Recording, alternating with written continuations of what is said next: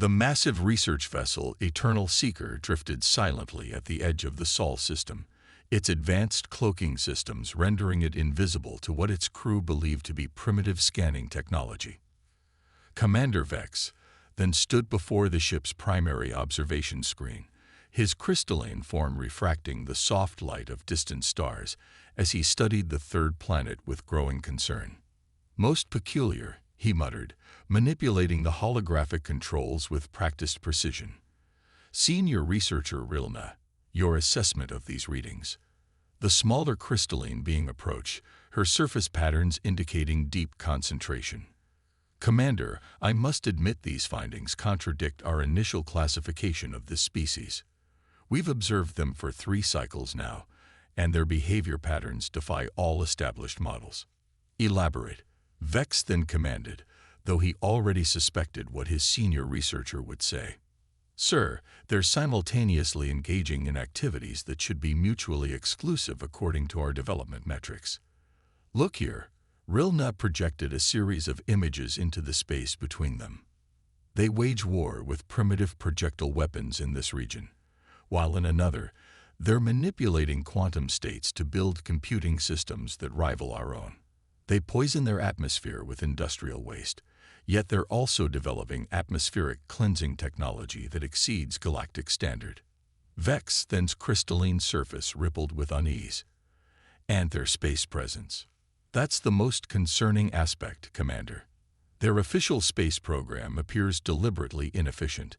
They use chemical rockets, maintain a single primitive space station, and have only recently established a small Mars colony. But," Rilna hesitated, "but our deep space sensors detect anomalous energy signatures throughout their system, objects that appear and disappear from our scans, movement patterns that suggest coordinated activities far beyond their supposed capabilities. Sir, I believe they're hiding something." Before Vex then could respond, the ship's emergency alert system activated. Red warning lights pulsed through the crystalline walls as their tactical officer, Zinku, rushed onto the bridge. "Commander, we've detected a massive energy surge from Earth's moon." "Impossible," Vex then started, but his words were cut short as the viewing screen filled with a blinding flash. When it cleared, their sensors revealed a sight that sent cracks of stress through his crystalline surface. A massive structure was emerging from the moon's dark side, its design unlike anything in their extensive databases. "Sir," Rilna's voice carried an edge of fear, "we're being scanned. The energy signature. It's cutting through our cloaking field like it isn't there." "Evasive maneuvers. Activate secondary cloaking protocols," Vex then ordered, but even as the words left him, he knew it was too late. A voice filled their bridge, speaking in perfect galactic standard. "Unidentified vessel. This is Earth Defense Command. Your presence has been monitored since you entered the system. Your cloaking technology is impressive, but ultimately ineffective. Please maintain your current position and prepare for contact." The bridge crew froze as multiple objects detached from the lunar structure, approaching their position with impossible speed and precision. Vex then's tactical analysis systems struggled to classify the vessels. They appeared to combine technologies from dozens of different development stages in ways that shouldn't work, yet clearly did. "Sir," Zinku reported, his crystalline form vibrating with tension, "I'm detecting weapons locks from everywhere, not just the approaching vessels. There are platforms throughout the system we never detected. Our sensors are now picking up energy signatures from Mars, Venus, and, by the ancient ones, even some of the asteroids we passed." Vex then felt his worldview cracking like unstable crystal. Everything they'd assumed about this species, every classification and development model they'd applied, had been wrong. Or perhaps, more disturbingly, had been exactly what the humans wanted them to assume. "Commander," Rilna's voice was barely a whisper, "I'm analyzing their communication networks now that they're allowing us to see them. They knew we were here all along. They've been watching us watch them. Every primitive display, every seemingly inefficient space launch, every crude satellite. It was all theater. A new image appeared on their screen, a human female in what appeared to be a formal military uniform. Her expression was pleasant, but her eyes held a knowing look that sent shivers through Vex, then's crystal matrix. "I am Admiral Sarah Chen of Earth Defense Command. We apologize for the deception, but we needed to understand your intentions. Your research vessel has provided valuable insight into your civilization's observation protocols and technological capabilities. We are now prepared for formal first contact." As more ships emerged from hiding places throughout the system, Vex then realized with growing horror that the humans hadn't just been advancing their technology. They had been systematically analyzing and countering every advantage his people possessed, all while maintaining the perfect facade of a developing civilization. "Open a channel," he commanded, his voice resonating with the harmonic overtones of defeat, "and send an emergency update to the Galactic Council. Classification update for Sol system. Deception-capable advanced civilization. Threat level." He paused, watching as more ships and stations shed their camouflage throughout the system, revealing a staggering military and technological presence that had been invisible to their most advanced sensors. "Threat level?" Rilna prompted. "Threat level. Omega. Note in addendum. They let us find them. All our observations were permitted. All our conclusions were guided. We haven't been conducting research. We've been participating in their experiment." As the channel opened and Admiral Chen's smile widened ever so slightly, Vex then couldn't shake the feeling that this revelation was exactly what the humans had planned all along. They hadn't just achieved technological advancement. They had mastered the art of strategic deception on a galactic scale. The galaxy would never be the same. The Drachnid Imperium's arrival in Earth's solar system was meant to be spectacular and terrifying. Their fleet of black crystalline ships, each the size of a small moon, materialized in a carefully choreographed display of power. High Commander Kraz stood on the bridge of his flagship, anticipating the fear and awe his arrival would instill in the primitive humans. What he didn't expect was laughter. "I apologize, High Commander," Admiral Chen's hologram said, covering her mouth slightly. "But your entrance was rather theatrical, though I must compliment your ship's design. Quite impressive." Kraz's serpentine features contorted in confusion. This wasn't how newly discovered species were supposed to react to the Drachnid fleet. Where was the panic? The desperate pleas for mercy? The hasty submission? "You dare mock the might of the Drachnid Imperium?" he hissed, his forked tongue flicking in agitation. "We have conquered 1,000 worlds. Our technology is beyond your comprehension. Your species will submit to testing, or face extinction." "Testing?" Chen's expression shifted to one of polite interest. "What kind of testing did you have in mind?" Kraz's secondary hearts pulsed with satisfaction. Finally, the proper response. Fear masked by diplomatic courtesy. 3 trials, he announced. Trial of mind, trial of strength, and trial of spirit. Fail any, and your species becomes property of the Imperium. Succeed. He paused for dramatic effect. And we might consider you worthy of vassal status. To his mounting frustration, Chen appeared to be checking something on a datapad, only half listening. "Interesting proposal. Mind if we discuss this with our new friends?" She gestured to someone off-screen, and suddenly the crystalline forms of Commander Vex then and his crew appeared beside her. "The humans are not what they seem," Vex then warned, his crystalline surface flickering with anxiety. "They..." "Silence," Kraz roared. "The Eternal Seekers are mere observers. They have no say in Imperium matters." "Actually," Chen interjected, "they've accepted our offer of alliance. We found their scientific curiosity quite refreshing. In fact, they're already helping us analyze your fleet's capabilities." She smiled. "But please, tell us more about these trials." Kraz felt the situation slipping from his grasp, but pressed on. "The trial of mind requires you to solve an impossible equation. The trial of strength pits your champions against our finest warriors. The trial of spirit." His mandibles clicked in amusement. tests your species' unity in the face of extinction. Fascinating, Chen replied. And how many species have passed these trials? None, Kraz declared proudly. All have fallen to the mighty Drac. We accept. The words, spoken with casual confidence, stopped Kraz mid-sentence. What? We accept your trials, Chen repeated. All of them. Simultaneously, if you don't mind. We humans are rather efficient with our time. Before Kraz could respond, hundreds of small objects detached themselves from hidden positions around his fleet. Human vessels, he realized too late, that had been waiting in perfect ambush position, even before his dramatic arrival. For the trial of mind, Chen continued pleasantly, we've just transmitted our solution to your impossible equation. Our quantum computers found 16 separate solutions, actually. We're curious which one you considered impossible. Kraz's tactical officer confirmed with horror that the humans had indeed solved in minutes an equation that had stumped the Imperium's finest minds for centuries. For the trial of strength, Chen went on, our champions are already teleporting aboard your vessels. Don't worry, they're under strict orders to only incapacitate, not kill.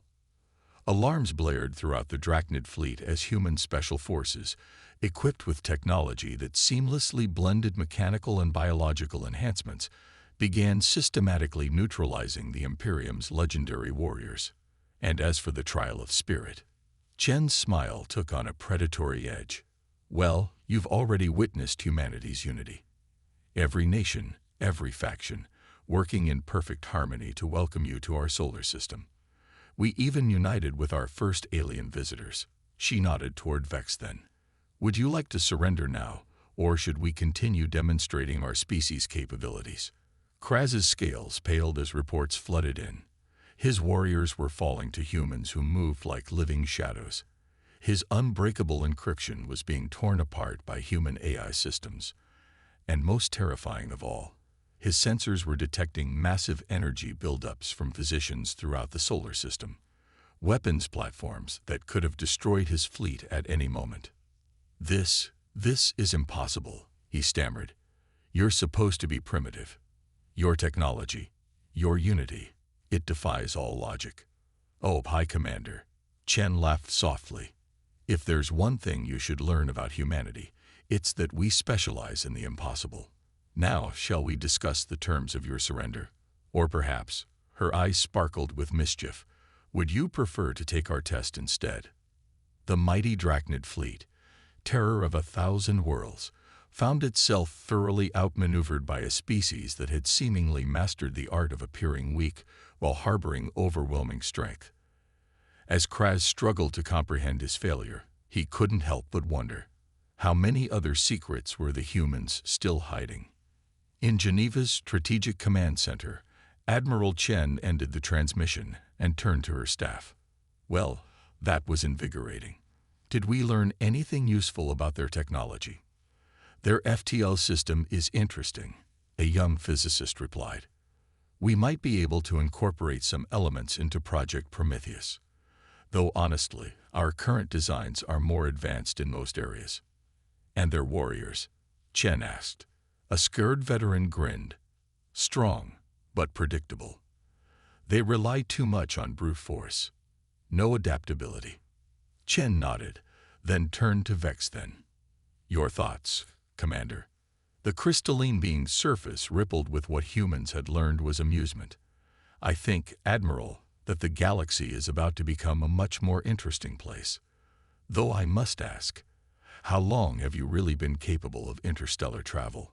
Chen's only response was an enigmatic smile as she watched the Drachnid fleet begin its humiliating retreat.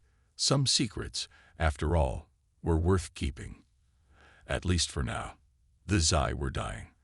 Their crystalline world, once a beacon of art and philosophy in the galaxy, was being systematically stripped away by the Harvester Collective. The mechanical swarm had already consumed 3 continents, converting the living crystal into fuel for their endless expansion. In the last free city of Luminara, the Xi Council of Elders prepared for their final transmission to the galaxy. They had no weapons to fight the machines. Their civilization had devoted itself to art, music, and the pursuit of inner harmony. Now they would face extinction with dignity. Then the humans arrived. The first sign was a massive electromagnetic pulse that swept across the planet's surface, temporarily disrupting the Harvester's quantum network. In the silence that followed, thousands of ships appeared in the sky, not with the flashy displays of the Drachnid or the sterile precision of the Collective, but with the quiet confidence of those who had nothing to prove. Admiral Chen's hologram materialized before the Xi Council, her expression grave. "We received your distress call. Earth stands ready to assist, if you'll have us." The Xi Elders' crystalline form hummed with desperate hope. But the Harvesters, their technology is beyond anything in known space. They adapt to all weapons, absorb all strategies. Even the Drachnid Imperium fears them. "Yes," Chen smiled. "We're counting on that. Tell me, how much do you know about Earth's history with artificial intelligence?" Before the Elder could respond, the battle began. But it was unlike any battle the galaxy had ever witnessed. The humans didn't just fight. They rewrote the rules of engagement with every passing moment. Harvester units attempting to adapt to human weapons found themselves facing not technology, but art. Sound waves carrying complex harmonics that matched the Xi's crystalline resonance disrupted the machine's molecular bonds. Quantum algorithms based on ancient human music compositions created chaos in the Collective's network. "They're using our art as a weapon," a young Xi asked in wonder, watching through the city's shields as human ships danced through the sky in patterns that seemed random until viewed through crystal, then revealed themselves as moving mandalas of destruction. "Not just your art," explained Dr. Sarah Martinez, the human cultural attaché who had arrived with the fleet. "We're using all art, human paintings converted to attack algorithms, dance movements translated into battle formations, poetry turned into encryption keys. We've found that true creativity is the one thing machine intelligence can never fully comprehend or counter." The Harvester Collective, faced with an enemy that wielded chaos and creativity as weapons, began to falter. Their attempts to analyze and adapt to human tactics failed because there was no pattern to adapt to. Each human ship, each squadron, each battle group operated on principles drawn from different human cultures, different artistic traditions, different ways of viewing the universe. In orbit, Admiral Chen coordinated the defense with a precision that belied the apparent chaos below. Status report on Project Renaissance. "The Xi crystal templates have been successfully integrated into our quantum matrices," her technical chief reported. "Their artistic algorithms are revolutionary. Combined with our own chaos theory computations, we're seeing efficiency increases of 300% across all systems." Chen nodded, and the Harvester's reaction. "Total computational gridlock. They can't predict what they can't understand, and they fundamentally cannot understand how we're using artistic principles as weapons of war." On the surface, human ground forces moved through the crystalline cities with unprecedented synchronization with the local environment. They had adapted their weapons and tactics to work in harmony with the Xi's natural resonance, turning the entire planet into a weapon against the invaders. The Harvester Collective, for the first time in its existence, began to retreat. Its quantum consciousness had encountered something it could not process, a species that fought with both cutting-edge technology and primitive instinct that turned art into weapons and chaos into strategy. In Luminara, the Xi Council watched in awe as their would-be destroyers fled from their saviors. "Why?" the Elder asked Chen. "Why would you risk so much for us?" Chen's hologram flickered as she considered the question. "Partially because defending the weak against the strong is a deeply human trait. Partially because your artistic and philosophical achievements are too valuable to lose. And partially," she smiled, "because we learned long ago that true strength lies not in overwhelming power, but in understanding the value of diversity. Your culture's artistic algorithms have already revolutionized our own technology. Together, we're stronger than either of us could be alone." As human ships began the process of helping the Xi rebuild, a message spread through the galaxy. Humanity had not just defeated the dreaded Harvester Collective. They had done it by turning art into warfare, by making creativity itself a weapon. The implications sent shockwaves through every spacefaring civilization. In a secure quantum transmission to Earth, Chen's expression was thoughtful. Phase 3 is complete. The galaxy now knows we can defeat their most feared enemy. More importantly, they know we did it not through brute force, but through methods they can barely comprehend. And the Zai's artistic algorithms? Her superior asked. Already revolutionizing our systems, just as we predicted. Their art combined with our chaos mathematics. We're seeing applications we never imagined possible. Excellent. And what do our new allies think they know about us? Chen smiled. Exactly what we want them to know. That we're powerful but principled, dangerous but moral, creative but systematic, and above all, that we're impossible to fully understand or predict. The galaxy was learning, piece by piece, that humanity was neither the primitive species some had assumed, nor the simple warriors others had feared. They were something far more interesting and far more dangerous. Artists who had turned innovation itself into a weapon of war. In the depths of interstellar space, far from any inhabited system, the collective mind of the Galactic Council convened an emergency session.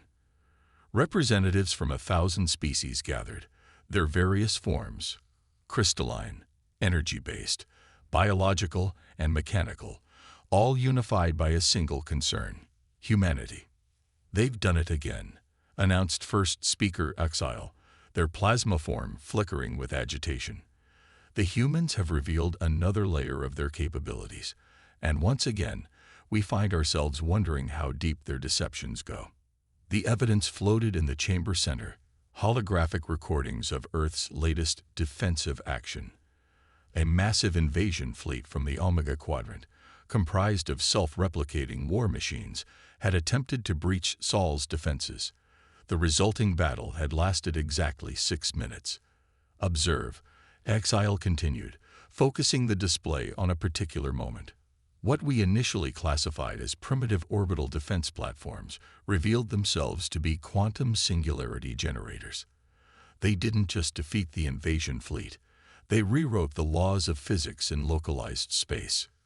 Commander Vex then, now Earth's official representative to the Council, maintained his crystalline form's careful neutral pattern. Humanity has always been transparent about its defensive capabilities. Transparent, interrupted a mechanical entity designated Core 7. Every time we think we understand human technology, they reveal it was merely the surface of a deeper deception. Their primitive chemical rockets contained clues to dark matter manipulation. Their basic space station was a testing ground for dimensional physics. The recordings continued playing, showing human ships moving in ways that defied conventional spacetime. Their weapons didn't just destroy, they altered reality itself. The invasion fleet hadn't been defeated, it had been fundamentally changed at the quantum level. What troubles us most, Exile resumed, is not just their technology, but their pattern of revelation. Each display of power seems carefully calculated, each new capability unveiled at precisely the right moment. It's as if all of history has been their experiment, and we the unwitting subjects. Finished Core 7. In Earth's Strategic Command Center, Admiral Chen watched the Council proceedings through quantum entanglement feeds. Around her, banks of holographic displays showed the true extent of human space presence. Vast networks of dimensional gates, fleets of ships that could rewrite physical laws, and research stations probing the very fabric of reality. They're finally asking the right questions, she noted to her staff. Should we show them more? Dr. Martinez, recently promoted to Chief of Senocultural Relations, studied the alien reactions. They're reaching the critical point of understanding. The question is, are they ready for the truth? The truth. Chen smiled at the thought. The truth that humanity's apparently rapid technological advancement had been carefully staged. That Earth had achieved quantum supremacy centuries ago, long before official first contact. that what the galaxy saw as humanity's home system was merely their public face. A young lieutenant spoke up. "Ma'am, we're detecting unusual activity from the Andromeda galaxy. The patterns match our theoretical models for what we were like before. Another civilization reaching for the stars," Chen mused, "finding their way to the same discoveries we made, playing with forces they don't yet understand. Should we intervene?" asked Martinez. Chen considered the question. Humanity had walked this path before, had learned the hard way about the responsibilities that came with power. They had hidden their true capabilities not out of fear or deception, but out of wisdom. Each revelation had been carefully timed, each demonstration precisely calculated to guide the galaxy's younger species toward understanding rather than fear. "No," she decided. "Let them grow. Let them learn, just as we did." But she activated a secure quantum channel to humanity's true centers of power, the vast networks of dimensional spaces where their civilization really dwelled, prepare the next phase of revelation. It's time the galaxy understood that what they've seen, the quantum manipulation, the reality alteration, the dimensional engineering, these aren't the extent of our capabilities. They're just the beginning of what we're willing to share. In the council chamber, the debate continued. Theories were proposed and dismissed. Analysis of human behavior patterns yielded contradictory results. Every attempt to classify human technology only revealed new questions. Vex then, watching his fellow council members struggle with the implications, remembered his first encounter with humanity, how they had let his ship observe them, guided his conclusions, shaped his understanding. Now he understood that even that revelation had been part of their plan. "Perhaps," he suggested to the council, "we are asking the wrong questions. Instead of asking what humanity is capable of, we should ask, why do they reveal their capabilities in this way? What are they preparing us for?" The chamber fell silent as the implications sank in.